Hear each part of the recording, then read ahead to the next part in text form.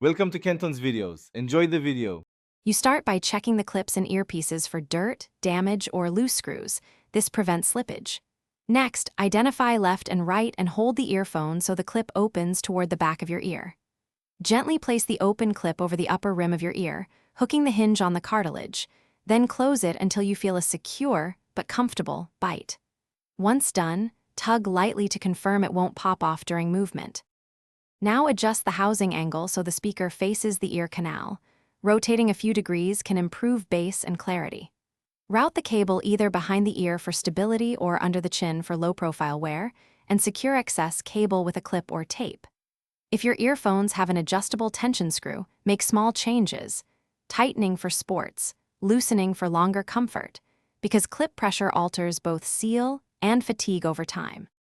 Finish by playing a familiar track at moderate volume to verify channel balance and seal quality. This checks proper placement and sound.